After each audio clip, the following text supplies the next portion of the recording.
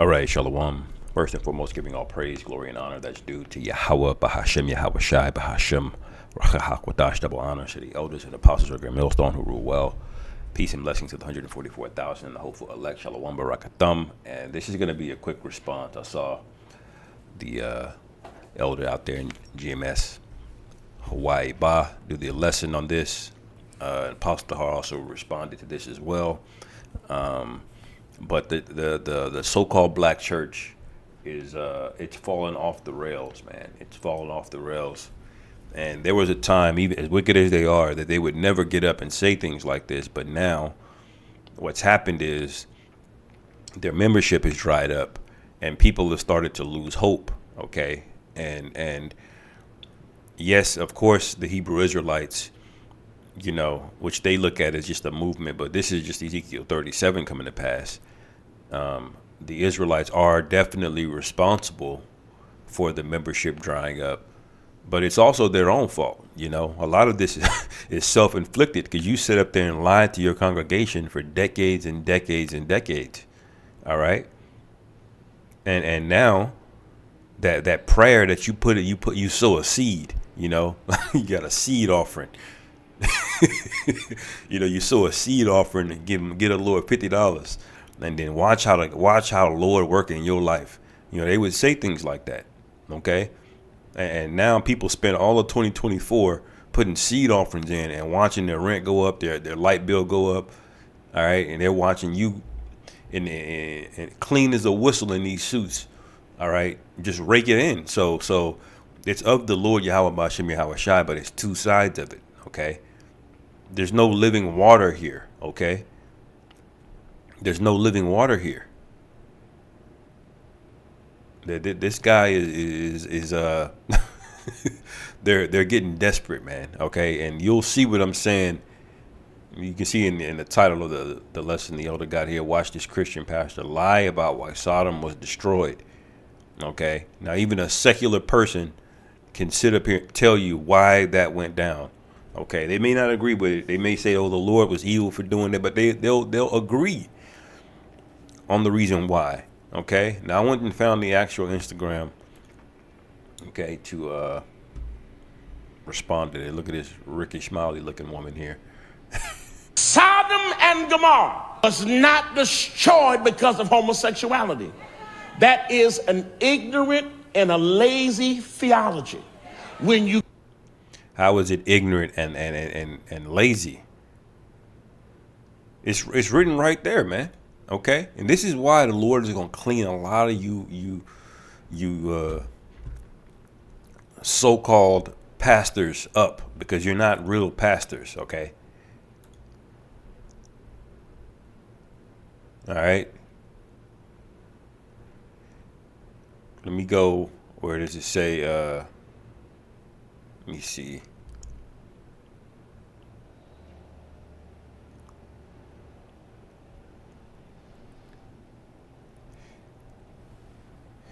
Yeah, look, starting at Genesis 18 and 26. And the Lord Yahweh said, if I find in Sodom 50 righteous within the city, then I will spare all the place for their sakes. If he found 50, okay, he couldn't find 50. And when you read down, okay, it goes all the way down. Look, 30 in verse 30. Okay, 20 in verse 31. And then finally at 10, if there's 10 people there that are righteous, the Lord would have spared it.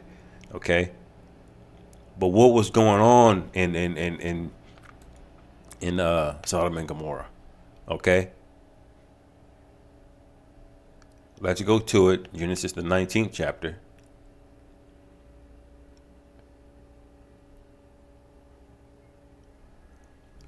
Genesis 19 and 4. But before they lay down, okay, speaking about the angels that came to visit Lot, okay, Lot rushed and hurried him in because he knew what time it was. He knew the entire city was wicked and what they were up to.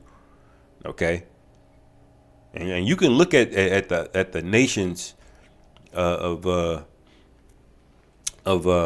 Sodom and Gomorrah. All right. Okay. Who inhabited it? I forget how to spell it.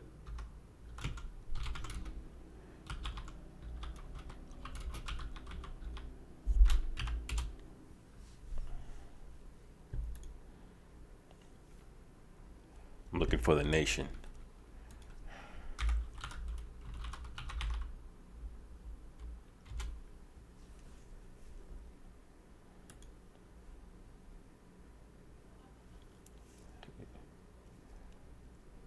Well, it's not gonna say it, I guess. But these were basically Hamites, man. Okay, a lot of Canaanites down there. Okay, doing all manner of wickedness. Okay, and when Moses came out with the Israelites, our people out of Egypt, we were explicitly told not to deal with those people, and that was for a reason, because they had a special demon on them, man. Okay, the Lord destroyed their 5 cities, and then when we came out of Egypt, they were right back up to the same wickedness, man. Okay, you know. But let's go back. Okay, Genesis 19:4. But before they lay down, the men of the city, even the men of Sodom, okay, compassed the house round, both old and young, all the people from every quarter. So this was multi-generational. Okay, that this was going on. Okay, you had old and young, so you already know what was going on. Okay, now if you have old and young coming, well, what does that mean? Okay, it says verse 5. It says, and they called unto Lot and said unto him, where are the men which came into thee this night? Bring them out unto us, that we may know them. Okay, bring them out unto us that we may know them. So the first thing that comes out of their mouth is what they were on, man. Okay, they want to know grown men, and there was a horde of them. The whole city. The scripture said what? Not 10 of them were righteous. Okay, and this guy is talking about this is lazy, because he's doing what he's defending them. Okay.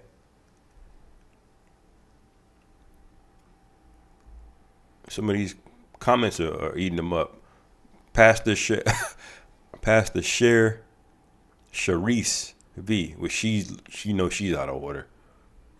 But it says he's not telling the truth. God destroyed that city because of lifestyle. He is trying to please the LGBT, So you are not preaching truthful. They hate to read. Keep preaching, sir.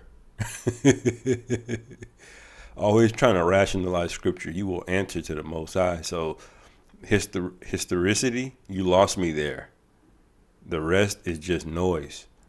You're all right. It was because they loved and enjoyed sin. That was a sin. You do greatly err, sir. You are contextually incorrect. You should not study the context. You should study the context and know that Lot himself stood as the righteous leader of the city. Then the Lord said, because the outcry against Sodom and Gomorrah is great, and their sin is very grave. All right, so he's getting cut up on his own comment boards, and this should be simple, man. This is like, why are they going back to the basics and remixing it?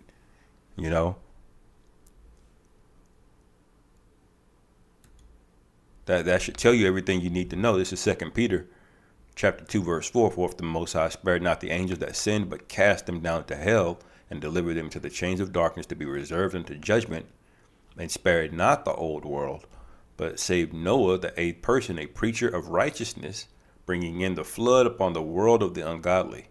All right, and turning the cities of Sodom and Gomorrah into ashes, condemned them with an overthrow, making them an ensample unto those that after should live ungodly. Now it went into what they were doing that was ungodly.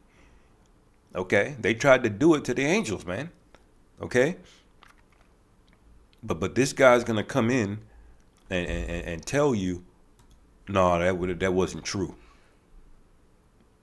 But then he cuts himself. You consider the historicity. I'm gonna replay it. Sodom and Gomorrah was not destroyed because of homosexuality. That is an ignorant and a lazy theology.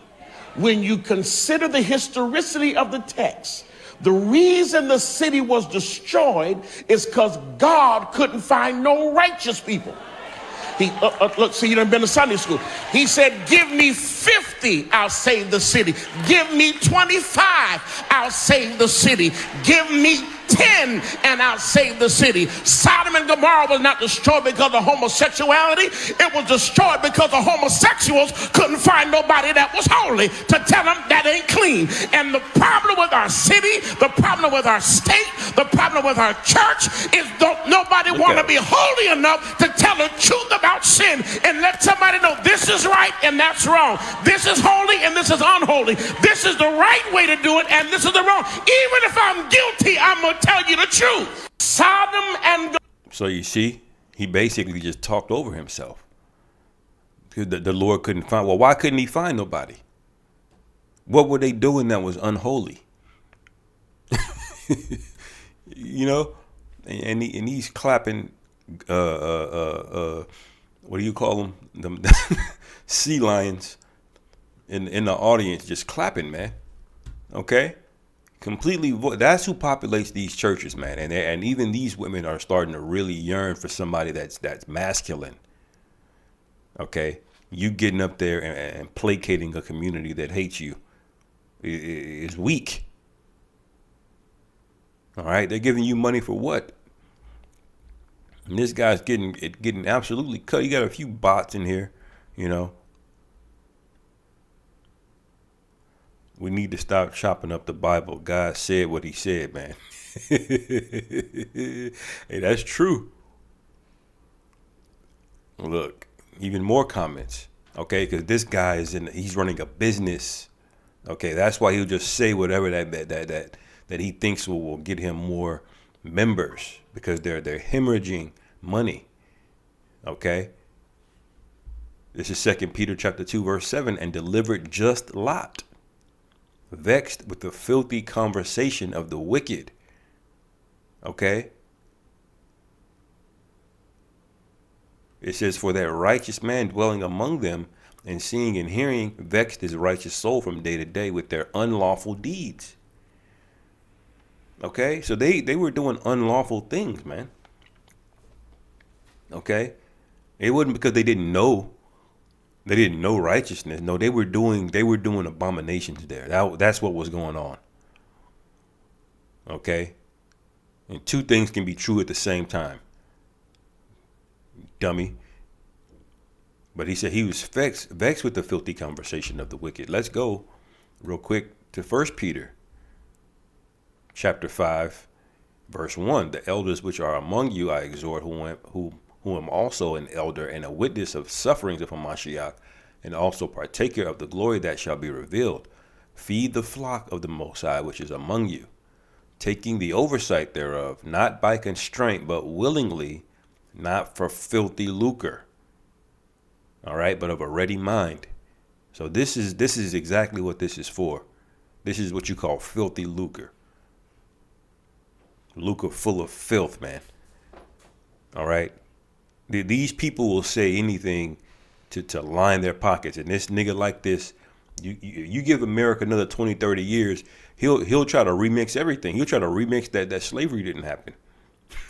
You know, this is who Esau puts out at the forefront in front of you. This is who gets all the tax benefits and the grants and 501c3 benefits from Esau. Is niggas like this. If you're willing to get up there and lie to your own people with charisma, okay, then he'll give you money to do that, man. There's big money in that. All right. This is what we have going on.